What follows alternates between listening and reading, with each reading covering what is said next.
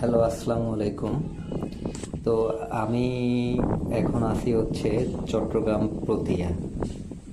পটিয়া হচ্ছে আহ, যেতে যেতে হঠাৎ হচ্ছে চোখে পড়লো এই মাটির পুরনো ঘরটা। আমার কাছে দেখে খুব ভালো লাগলো, তো ভাবলাম আপনাদের সাথে শেয়ার করি।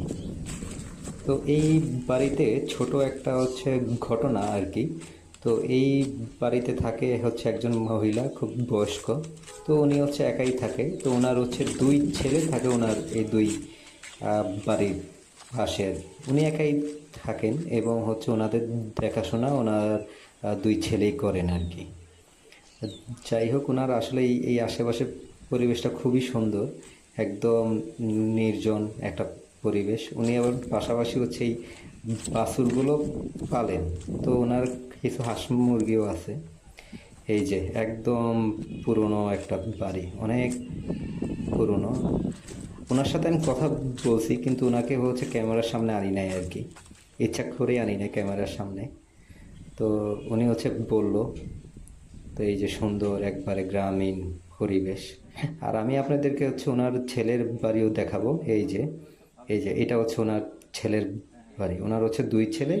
ওনাদের এই পুরোটা হচ্ছে ওনাদের বাড়ি, ওনার ওই ছেলের বাড়ি।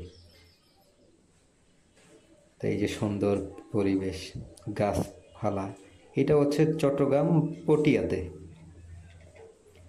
পটিয়াতে পড়েছে। আশেপাশে অনেক মাটির বাসা আছে, তার মধ্যে এগুলো আমার কাছে খুব ভালো লাগলো আর কি দেখতে। এই একটা বাড়ি আছে, এটাতে হচ্ছে কেউ থাকে না, আমি দেখলাম হচ্ছে তালা মারা।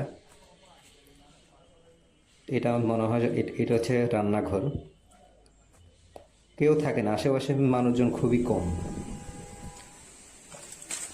এই যে এটা হচ্ছে ওই ওনার ওই মহিলা, ওনার হচ্ছে পুকুর। তো পুকুরের ঠিক দক্ষিণ সাইডে হচ্ছে ওনার বাসা। এই যে পুকুর, বাতাস কি সুন্দর, চমৎকার গ্রামীণ পরিবেশ একদম। ওনাদের এই গ্রামের নামটা আমার সম্ভবত ঠিক মনে নেই। চট্টগ্রাম পটিয়াতে এই জিনিসটা। এই যে গ্রামীণ রাস্তা, একদম নির্জন,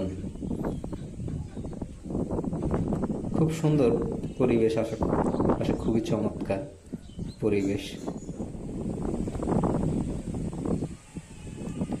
ওই যে ওই কোনাই হচ্ছে ওই মহিলার বাসা। এই যে গ্রামীণ রাস্তা, একদম নির্জন, একদম নির্জন। আর এটা হচ্ছে ওনার ছেলের বাসা। ওনার ছেলের বাসার পিছনেই হচ্ছে এই যে ছোট একটা পুকুর। ওনার দুইটা ছেলে। এই যে ওনাদের বাসা মাটির।